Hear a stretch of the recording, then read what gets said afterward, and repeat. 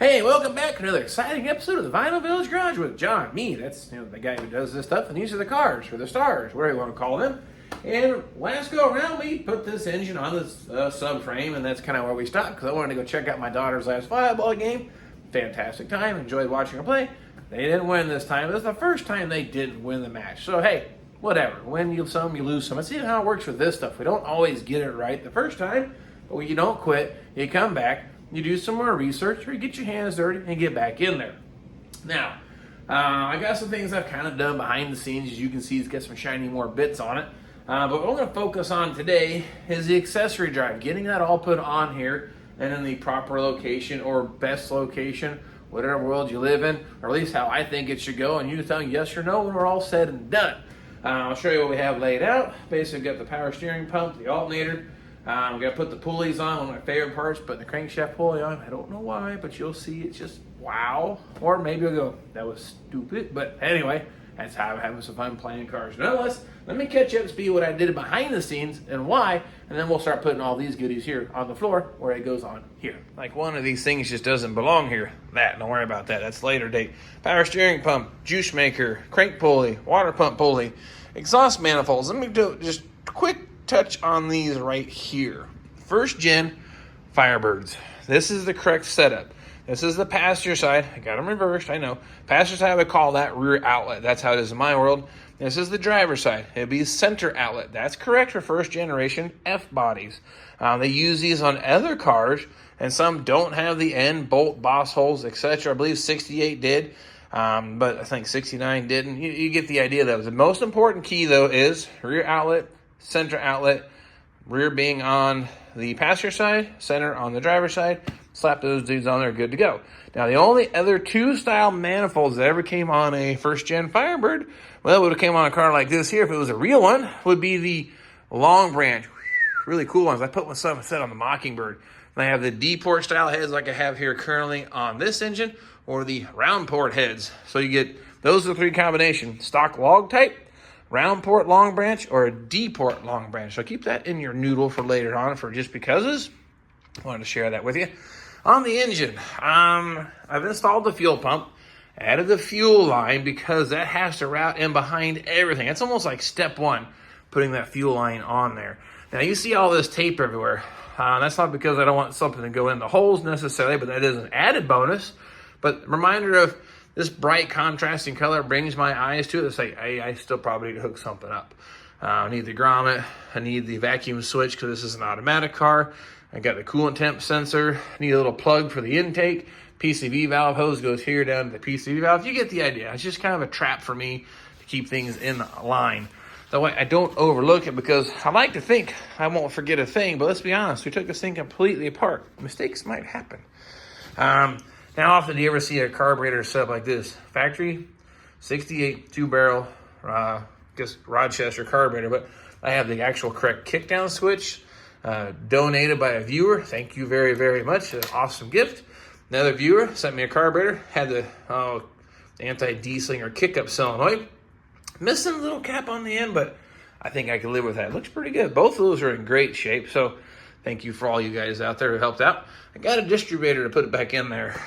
Did an upgrade. Did the Excel point removal kit. I've done some videos on those in the past, so I don't think I'll touch on that subject again, but let's get down to the nitty-gritty. That's enough of the review of what I got done behind the scenes. Probably throw those on. I think that's self-explanatory, 6 bolts. But when it comes to the accessory drive, where do I start? 68 was a 1-year only thing with the small balancer. I think 67 and older had a different 2-piece, 3-piece balancer. Don't quote me on that. I don't do it enough. But this is the smaller, different water pump.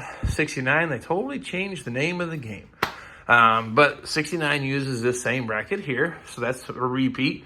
The alternator, I think they're all pretty much the same. This is an externally regulated alternator, going back original. This is the original power steering pump. Just clean it up. Same as the crankshaft pulley, water pump pulley. There's a lot of stuff behind the scenes, sandblasting, taking apart and cleaning. I tell you what, it's all going to pay off now as we put this together. Like I said, fuel pump, fuel line would be step one. Next thing, I haven't really secured this bracket on here. Just kind of laid it in place, sorting bolts out. You got the 3 bolts that attach it. 1, 2, and you're saying where the third one is? It actually goes through this hole here. That's the really, really long bolt there on the power steering pump. So I would say in the order of operations, you might slide that on to make sure that hole is lined up with the head before you torque all those down. So it might be worth taking that bolt and sliding it out or putting it up into place. Just a little FYI there for you. And then the alternator pivots on this guy right here. So I'll start putting this together here and you all follow along. Okay. Now, take these out temporarily. I'm going to flip this up into, oops, there's the nut back here. Yeah. Now what I'm going to do, again, I'm going to use this as an alignment pin just to make sure I don't have any issues. I only had an issue I think one time, so maybe it's overkill. There we go. Now I'll go ahead and snug this bolt up. Now this aluminum bracket is the original one that was on the car. I think it was painted white over top of dirt, blue, and orange paint. So I sandblasted that and then just put a little clear coat on it to kind of keep it from oxidizing. Okay, now, take this back off. Now I'll tighten up this bolt.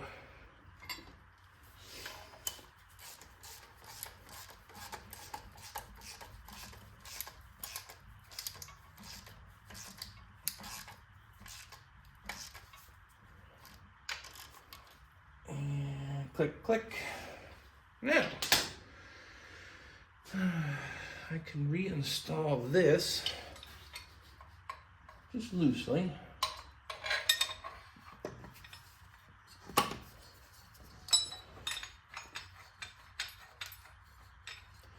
Okay. Washer and my nut in the back here.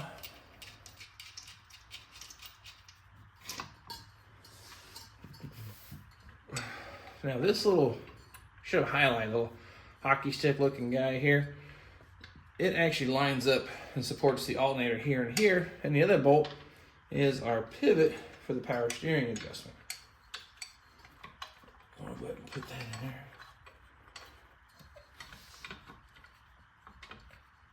Okay, now, alternator. This goes on pretty easily. Hopefully this is a good alternator. It was the original one. I'm not going to guarantee it's any good. I took it apart and cleaned it up anyway. But I figure worst case scenario, if it don't work, we'll do a video on taking it apart and making it work. That might be kind of fun. Okay. Just going to snug that up like that. That'll kind of keep it out of the way. Now we get these pulleys positioned on. Well, let's talk about some crankshaft pulleys. Now, again, there's several different part numbers for pulleys. This system came off of a 68 Firebird engine from a viewer that sold to us for a fantastic price. But if you're really smart folks out there, 1, 2, 3 grooves, that's not how this car would have been configured unless it had air conditioning. Well, this car is going to be getting air conditioning. Problem is, what pulley to run back there on the back, it can't be the 68 pulley. It has to be the 19... Oh, I'm going to get this wrong, 70-something pulley. The instructions tell you what pulley to find, so it's not actually up close. So this should be the right one, but I'll find out when I test fit the AC here after a bit. But for the time being, I'm going to go ahead and install this, and I'll show you kind of the cool thing that I like. Yeah, it's just 4 bolts. There's the 2 pulleys. There's a reinforcement ring. Actually, I should probably show that to you. You want to put this on there, this little ring. Without this ring, there's a chance that you will cause the pulley to fall apart. So this gives the, I guess you'd say, a little more reinforcement to the pulleys. If not, it'll eventually start to crack around the bolt holes, chuck the pulley, and then, well, you're on the side of the road not going anywhere again. And you'll be mad at your Pontiac, and you'll blame me or somebody else. But that's not the case. You forgot to put this piece on, because I have now told you all about it. Okay. Get that one started. Now it's as simple as just run these down. Now, if you had a straight edge, you could check this inner groove is for the alternator, the outer groove is for the power steering, and the way extreme inside one, that is for air conditioning. But you could actually check with a straight edge, or they make some fancy tools now to check belt alignment, but I don't got those. So, water pump pulley. There's different diameters depending on how the car was configured. Biggest thing is between AC and non-AC. Evidently, they want to drive the water pump at a different speed depending on which one it has. Well, that's a snug fit. Now, I don't have my clutch fan yet. That's what would go on here first, or say next, but I don't have it yet. I was supposed to get it from Louis, and I forgot to get that. So, what we're going to do for the time being, just to keep things in alignment. These are the original bolts that have that spacer and that 4-blade factory fan. So, we're going to do that just to kind of keep the pulley straight. I'll get those snugged up. Alright, here you go. Here's the big part that I think is really cool looking. You got this engine all assembled, and look at that down there. See, now, I know it seems kind of silly, but that's the metallic blue the engine's painted. This is proof that you took the time to take the car apart and actually paint it like it was similar to the factory. So, I know it seems kind of minute, but that just shows the extra time or detail and putting these things together that really kind of sets your car apart when it's all said and done. And we're not talking about really taking that much more time since we had the engine apart anyway. So this car is on a lift and you look at it and say, oh, that's pretty cool. I know, great. Anyway, I need to go find the bracket that supports the alternator. It ties here is that bolt we left loose when we painted the engine, and the stud here on our water outlet housing. There's two pieces. I can tell you 68 is not the same as 69. They are similar, but they do not interchange. So let me see if I can't dig those up. I found the bracket, so I'm going to take these bits of hardware loose. Set them off to the side for safekeeping. Now, got one that's relatively straight. It goes on here behind water pump bolts.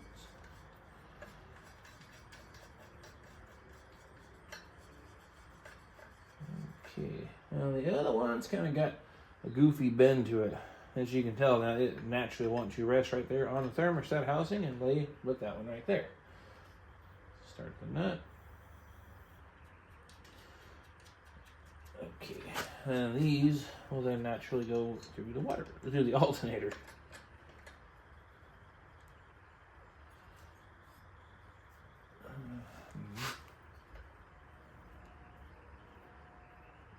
Well, right. Now, I'll see if I got the right belts for my application. I'll be hitting a home run today. All right, here's the belts that I ordered for this thing. Where I found them is Rock Auto. I looked it up for 1968 factory setup. The alternator belt is a 15500, and then the power steering belt is 15510. Now, if these actually fit and work, I'm feeling really, really good about myself. I'm not that good. I typically have to buy a belt, and then take this number, go to the parts store, and swap them out 2 or 3 times, because, again, you run into the problem over the years, some of these pulleys got changed out. And I don't have a cool book. My buddy Louis does, of all the factory part numbers and stuff like that. And he can tell you this is the right water pump pulley, right pulley down here in the crankshaft, and so on. But I can sight these and tell that they're in a nice straight line. So again, now the other thing is I can't permanently install the belts because the AC belt goes on first. I don't even have the AC compressor because it's in storage at my dad's place right now. So he is out of town. So I'm still going to get all this test fit in case these aren't the right belts. I just can't permanently install them. Anyway, 15500 going on first. Line up with the crank, enter groove on that.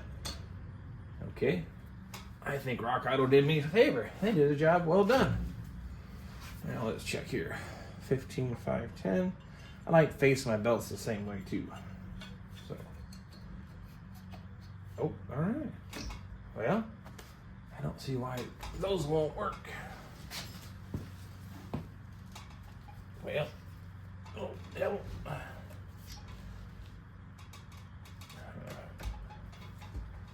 All right, cool.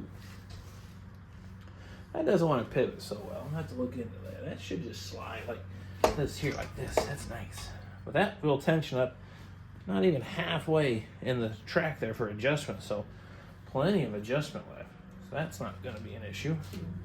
I think I might have this too snug.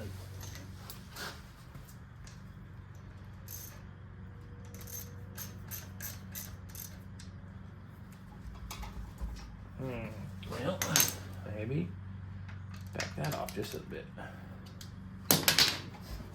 Nope. It says nope. There we go. Just have to smack it around. Same thing. About the middle of the adjustment. So I think those belts are an A+. If you got your factory pulley system, as I assume this is, those would be the right numbers, especially if you're not running air conditioning. All right, last but not least, before we get out of here today and go back to doing our regularly scheduled program of living life, power steering hoses, right? Let me give you my little soapbox speech on these here. As you can see, they're down here on the gearbox already, no problem with that, and they are new. I had a set on a car one time that actually looked really nice, no signs of leakage, put them on, and they started dumping out fluid, and to change these later, not impossible, but a whole heck of a lot easier, and they're not that expensive. So, mounted on the gearbox, about 10 degrees towards the engine. The hoses are kind of leaning that way. And this is screws right here, right in the back of the power steering pump. It's just your normal threaded fitting here, so that's pretty easy and self-explanatory. Now, even getting a wrench in here right now with everything torn apart, it's a little tight access. Now, the return line, it's a little longer than needed, so we'll call it cut to fit. So we're going to trim this down a little bit. I'm going to rotate that where it has more of a natural bend to it, so it doesn't want to kink. Now these will kind of rest up here kind of high to the fender, but you can tell I'm about this many too long. So we're going to cut that back.